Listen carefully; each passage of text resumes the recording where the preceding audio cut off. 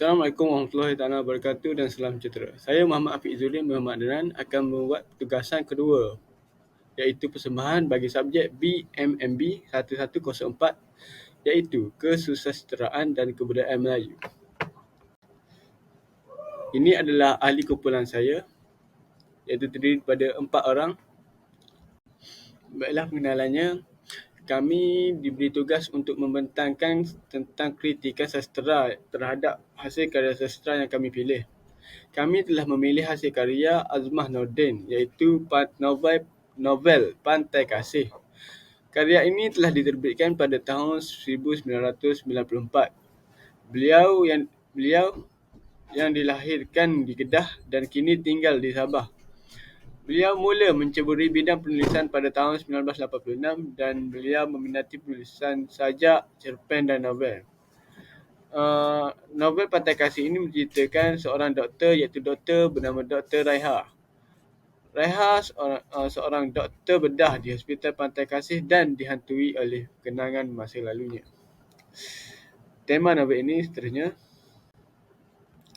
Tema novel Pantai Kasih ini berkisahkan tentang ketabahan seorang wanita, iaitu Dr. Raiha, yang menghadapi pelbagai dugaan dan kesukaran dalam hidupnya sambil cuba melupakan masa hitam yang sering menghantuinya. Sinopsis novel Pantai Kasih ialah mengisahkan tentang seorang doktor muda, iaitu Raiha, yang terpaksa melalui pelbagai dugaan dan cabaran dalam hidupnya sebelum bergelar sebagai seorang doktor pakar bedah yang berjaya. Setelah berpisah dengan doktor sadis, Raiha mendapat tawaran bekerja bersama dengan mentornya, iaitu Dr. Wang. Sepanjang bertugas di Pusat Rawatan Pantai Kasih, Raiha sering terganggu dengan komplikasi yang dihadapi oleh pesakit-pesakitnya, iaitu ramai pesakit yang terpaksa bertungkus lumus untuk mengumpulkan wang demi mendapatkan rawatan kesihatan. Perkara yang menjadi kemusykilannya ialah apabila Raiha melihat X-ray yang merupakan salah milik seorang pesakitnya yang tidak menunjukkan sebarang masalah. Selain itu, Raiha juga dihantui oleh kisah silamnya bersama bekas suaminya, iaitu Dr. Sadis. Raiha juga cuba untuk meluahkan kemusykilannya kepada mentornya itu, tetapi mentornya tidak berasa senang dengan perkara itu.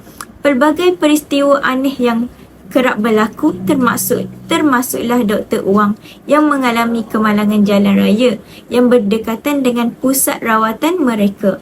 Semasa Dr. Raiha merawat Dr. Wang, di sinilah dia mengetahui kisah sebenar mengenai bekas suaminya dan akhirnya dia menyedari bahawa dia merupakan mangsa keadaan. Sebelum kita mulakan, mari kita mengenali dulu apa itu kritikan. Kritikan merujuk kepada pendapat atau penilaian yang diberi terhadap sesuatu hal, kegiatan atau karya yang bertujuan untuk memberi komen atau cadangan ataupun penambahbaikan. Kritikan yang diberi boleh dalam bentuk positif seperti melalui pujian. Kritikan juga boleh datang dalam bentuk yang negatif, iaitu melalui kelemahan dan kekurangan yang ada.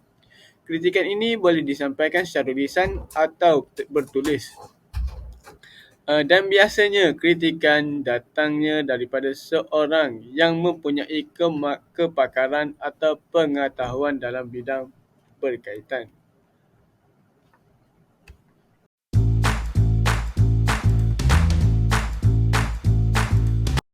Terdapat 6 jenis kritikan. Yang pertama, kritikan sanjungan, di mana perbuatan memuji seseorang pengarang dan karyanya yang menampilkan pemikirannya yang bernas. Sanjungan juga bermaksud menghargai, meletakkan sesuatu pada tempatnya yang mulia. Dalam kritikan sanjungan ini, pengkritik melihat pengarang mempunyai keupayaan dalam menampilkan elemen dalam karya yang baik dan menarik. Elemen dalam karya yang baik membolehkan pengkritik melakukan kritikan dan memuji pengarang berdasarkan karya yang telah dihasilkan. Pengkritik secara umumnya melihat perkara yang baik yang ditonjolkan oleh pengarang. Tindakan ini ialah tindakan yang memuji pengarang. Kritikan yang kedua ialah kritikan teguran, iaitu memperlihatkan kekuatan dan kekurangan sesebuah karya sastera oleh pengkritik. Pengkritik akan melihat kepada keseluruhan karya dan membuat kritikan melalui kekuatan dan kekurangan karya tersebut. Kritikan teguran membolehkan pengarang mengambil tindakan dalam menghasilkan karya yang lebih baik pada masa hadapan. Jadi, kritikan teguran ini adalah untuk menunjukkan karya dari aspek kekuatan dan kelemahan sesuatu karya tersebut. Yang ketiga pula ialah kritikan saranan, di mana sebahagian daripada kritikan kesusasteraan, kritikan saranan bermaksud cadangan sesuatu perkara dalam sesebuah karya sastera untuk dimantapkan. Pengkritik mencadangkan kepada pengarang dalam melakukan penambahbaikan terhadap karya yang dihasilkan. Misalnya, pengkritik akan memberikan cadangan terhadap usaha memantapkan pemikiran, persoalan, tema, teknik penceritaan dan watak perwatakan dalam sesebuah karya tersebut. Jadi, di sini saranan ini membolehkan penulis itu menambah baik lagi karya sastera tersebut. Yang keempat pula ialah kritikan pendekatan. Kritikan pendekatan ini merupakan suatu proses mendekati sesuatu karya. Kritikan ini merupakan suatu usaha untuk mencapai pengertian terhadap sesuatu penelitian. Boleh dikatakan kritikan ini adalah bertujuan untuk macam mana pembaca ini mengenal pasti jalan cerita itu mengenai kehidupan sendiri atau berkaitan dengan kawasan situasi sekeliling. Jadi pengkritik berlandaskan satu aspek atau tinjauan yang tertentu.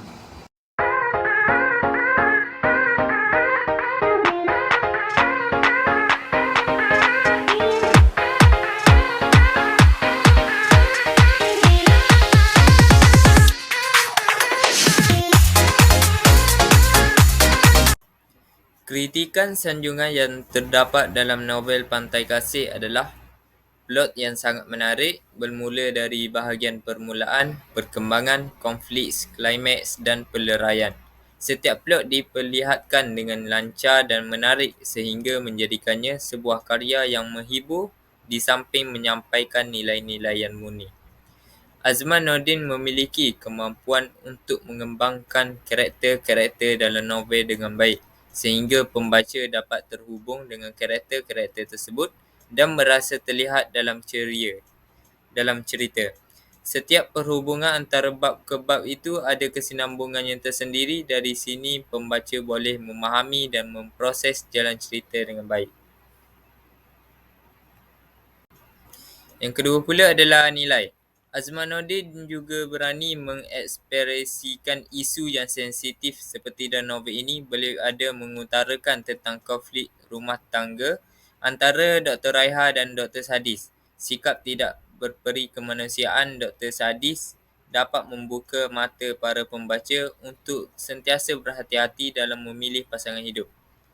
Azman Nordin memiliki kemampuan untuk mengembangkan karakter-karakter dalam novel dengan baik sehingga pembaca dapat terhubung dengan karakter-karakter tersebut dan merasa terlibat dalam cerita. Setiap perhubungan antara bab ke bab itu ada kesinambungan tersendiri. Dari sini pembaca boleh memahami dan memproses jalan cerita dengan baik. Kritikan teguran yang terdapat dalam novel Pantai Kasih ialah kritikan teguran yang pengarang memasukkan terlalu banyak watak sampingan yang berpotensi mengganggu jalan cerita yang menyebabkan kesukaran pembaca untuk memahami peristiwa tersebut dengan baik. Contohnya watak Uno Siron, Dr. Sadis, Ayah Raiha, Sister Felicia Landosi dan sebagainya. Jadi, pembaca akan kebosanan dan kekeliruan. Watak sampingan yang ramai akan menjadi kesukaran untuk memahami jalan cerita dan tidak mudah untuk memahami watak utama. Jadi sebagai penulis haruslah mengehatkan watak sampingan bersesuaian dengan jalan cerita agar dapat menarik minat pembaca. Kritikan teguran pula ialah menghindari prasangka yang negatif. Terdapat beberapa watak yang mungkin menunjukkan sikap negatif yang boleh mempengaruhi pembaca untuk membuat penilaian yang tidak tepat terhadap kelompok tertentu. Sebagai contoh, Felicia Landosi sering mengambil ubat batuk untuk menghilangkan masalah keluarganya sehingga ketagihan. Manakala Dr. Sadis pula yang merupakan bekas suami Raiha meminta Raiha supaya menggugurkan bayi yang sedang dikandunginya, apatah lagi beliau sudah mengetahui fizikal bayi yang mempunyai kelebihan kromosom sehingga menyebabkan dia malu dengan masyarakat. Maka sikap negatif ini tidak patut dicontohi dalam kalangan pembaca dan novel ini telah menunjukkan sikap yang tidak baik. Seterusnya, kritikan teguran yang ketiga pula ialah novel ini menggunakan gaya bahasa yang agak sukar, di mana gaya bahasa yang digunakan dalam cerita yang menyebabkan jalan cerita ini agak bosan dan meleret. Sebagai contoh, dalam novel ini terdapat penggunaan istilah saintifik seperti X-ray, tahun klinikal dan hemodialisis. Ada sesetengah gaya bahasa yang menyebabkan pembaca sukar untuk memahami jalan cerita dengan baik. Baik, seterusnya saya akan menerangkan berkaitan kritikan serangan. Di sini penulis haruslah menekankan fokus utama beliau dengan lebih mendalam dan terperinci. Hal ini dikatakan kerana bagi memastikan pesanan tersebut diterima oleh pembaca, pesanan-pesanan tersebut perlulah ditekankan dengan lebih jelas dan terperinci. Sebagai contoh berkaitan dengan tema utama iaitu mengutarakan ketabahan seorang wanita yang menghadapi pelbagai dugaan dalam hidup. Selain itu, memfokuskan cerita pada watak-watak utama. Bagi meningkatkan emosi kepada pembaca, penulis perlulah mengembangkan konflik secara nyata, iaitu penulis perlulah mengembangkan watak-watak utama dengan adanya proses interaksi antara satu sama lain bagi mewujudkan konflik yang menarik dalam cerita. Yang ketiga ialah jalan cerita perlulah jelas dan tidak berbelit-belit. Hal ini supaya jalan cerita yang cuba disampaikan oleh penulis dapat difahami oleh pembaca dengan jelas. Salah satu caranya ialah setiap babak perlulah mempunyai sambungan dengan jelas dan keseluruhan jalan cerita perlulah berkait rapat antara satu sama lain. Dengan ini, pembaca lebih mudah untuk mengingati setiap jalan cerita dan mereka dapat memahaminya dengan baik. Selain itu, setiap penceritaan dapat disampaikan kepada pembaca kerana pembaca tidak keliru dengan jalan ceritanya. Seterusnya kita pergi pula kepada kritikan pendekatan. Yang pertama ialah pengembangan karakter, iaitu penulis dapat meningkatkan proses pembangunan watak dalam novel Pantai Kasih ini, terutamanya dengan menunjukkan sisi emosi dan psikologi karakter yang lebih mendalam dan kompleks.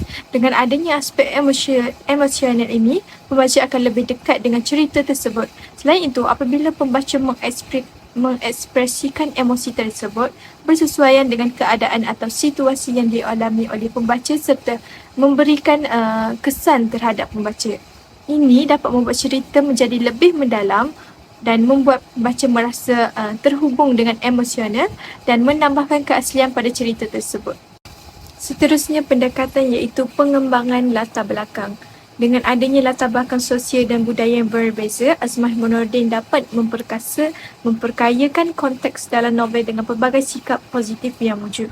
Contoh yang pertama ialah Felicia Landosi yang dahulunya tinggal di muara sungai, rajin untuk belajar sehingga berjaya menjadi seorang jururawat. Jadi di sini kita dapat mencontohi Felicia Landosi ini kerana tetap belajar walaupun perlu menghabiskan kos dan perlu berjauhan daripada keluarga untuk mencapai kejayaan dan cita-cita. Selain itu, contoh yang kedua iaitu Dr. Raiha yang berani menjalankan pembedahan terhadap Unun Siron bagi memuaskan hati semua pihak yang terlibat. Jadi, Dr. Raiha sanggup bertanggungjawab atas kesihatan pesakitnya demi menyelamatkan pesakit tersebut. Jadi, di sini Dr. Raiha ikhlas dalam menjalankan tanggungjawabnya dan kerjanya demi masyarakat. Seterusnya pendekatan di mana pengembangan tema iaitu tema novel Pantai Kasih iaitu wanita yang gigih mengharungi pelbagai dugaan dan cabaran dalam kehidupannya. Walaupun novel ini mengandungi pesan moral yang kuat, penulis boleh menyelidik tema-tema yang lebih mendalam dan kompleks seperti identiti, kebebasan atau hak asasi manusia. Hal ini dapat meningkatkan kualiti karya dan memberikan pengalaman pembaca yang lebih berharga kepada pembaca. Sebagai contohnya di sini, Dr. Raiha tabah menghadapi kegagalan rumah tangganya sebagaimana Dr. Raiha dan suaminya Dr. Sadis enggan disebabkan oleh Raiha enggan mendengar nasihat suaminya untuk menggugurkan kandungannya kerana didapati anak di dalam kandungannya itu cacat. Selain itu, Dr. Raiha juga tabah menjalani tugasnya sebagai seorang pakar bedah walaupun pelbagai halangan yang diharuminya. Jadi di sini kita haruslah ikhlas dan jujur dalam melaksanakan sesuatu pekerjaan atau sesuatu tanggungjawab agar dapat melaksanakan sesuatu pekerjaan itu dengan penuh ikhlas dan jujur. Setelah saya menganalisis novel ini, terdapat 3 kritikan penganalisisan yang ingin saya ujarkan. Yang pertama ialah penerangan. Penerangan yang diterangkan oleh penulis amat jelas berkaitan dengan latar dan suasana yang terkandung dalam novel. Misalnya pada babak yang melibatkan Dr. Raiha dengan bapanya. Ketika itu, bapanya membangkang niat Dr. Raiha untuk menjadi seorang pakar bedah kerana ayahnya beranggap bahawa tugas seorang pakar bedah hanya boleh dilakukan oleh orang lelaki sahaja. Kerana hanya orang lelaki sahaja yang dapat menahan fizikal dan mentalnya. Tidak hanya terhenti di sini. Penulis juga menerangkan berkaitan dengan pembangkangan tersebut secara jelas dan terperinci. Kritikan penganalisisan yang kedua ialah watak antagonis itu sendiri. Perwatakan antagonis yang terlalu kejam sehingga menciptakan pelbagai konflik dan masalah kepada watak protagonis telah memberikan gambaran yang negatif kepada pembaca. Jalan penceritaan yang penuh konflik ini tidak memberikan teladan yang baik kepada pembaca, terutamanya kepada para pelajar. Misalnya apabila penulis menceritakan tentang kekejaman Dr. Sadis, iaitu kepada bekas isterinya, iaitu Dr. Raiha, sehingga menyebabkan isterinya itu sentiasa berada dalam keadaan ketakutan kerana sentiasa dibayangi oleh kisah silamnya. Tetapi jalan penceritaan penulis disampaikan dengan jelas sehingga menimbulkan kemarahan kepada pembaca. Kritikan penganalisisan saya yang terakhir ialah berkaitan dengan gaya bahasa. Gaya bahasa dalam kandungan novel ini lebih cenderung kepada penggunaan bahasa yang mudah dan tidak terlalu kompleks untuk pembaca. Penggunaan gaya bahasa yang tepat dapat membantu pembaca memahami cerita dengan lebih mudah serta dapat menambah nilai estetika dari cerita. Namun begitu, terdapat satu babak yang mengandungi kosakata yang kurang sopan. Misalnya, pada babak yang ada membawa unsur lucah, iaitu ketika babak hubungan intim antara Dr. Raiha dan Dr. Sadis. Sepatutnya, babak-babak seperti ini tidak terdapat dalam penceritaan kerana ianya dapat memberikan gambaran yang kurang menyenangkan kepada pembaca. Hal ini kerana novel ini merupakan antara novel yang gemar dibaca oleh pelajar kerana novel ini terdapat dalam mata pelajaran Kesusasteraan Melayu di tingkatan 4 dan tingkatan 5. Kritikan penilaian iaitu kurangnya kerumitan karakter di mana beberapa watak dalam novel itu mungkin kelihatan cetek dan tidak terlalu kompleks yang menyebabkan ceritanya terasa kurang menarik. Misalnya watak Felicia Landosi yang hanya mempunyai peranan sebagai seorang individu yang bersubahat dengan peristiwa kematian anak Dr. Raiha. Pengembangan plot yang menarik di mana dalam konteks ini plot Pantai Kasih disusun secara kronologi mengikut turutan. Misalnya peringkat permulaan pembaca diperkenalkan dahulu dengan watak Raiha yang mengalami konflik setelah meneliti sinar X terbaru milik pesakit Gunung Sirong.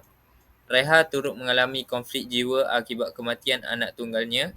Melalui plot pada permulaan ini, konflik tentang kematian anak Dr. Raiha dihubungkan lagi di peringkat perkembangan di mana wujudnya watak yang bersubahat atau terlibat dengan peristiwa kematian anak Dr. Raiha tersebut. Baiklah, rumusan yang kita dapat rumuskan dalam novel Pantai Kasih ini adalah penulis ingin menyampaikan pengajaran iaitu kita hendaklah jujur dalam menjalankan tugas dan tanggungjawab dan menolak hadiah yang tidak sesuai sebagai penghargaan atas jasa kita. Untuk mengekalkan integriti peribadi, kita perlu berusaha untuk mengelakkan pengaruh negatif terhadap orang lain dengan mengakui kesilapan kita. Seterusnya, untuk mempunyai masa depan yang stabil untuk diri sendiri dan keluarga, pendidikan adalah penting. Ingat bahawa orang yang kurang bernasib baik mungkin menghadapi masalah kewangan kerana kesihatan mereka. Jadi, sentiasa ambil berat tentang orang lain. Hidup haruslah diteruskan dan keazaman untuk bertahan dan memperbaiki diri walaupun kita menghadapi kesukaran dan masa lalu yang sukar. Itu saja pembincangan kami. Sekian, terima kasih.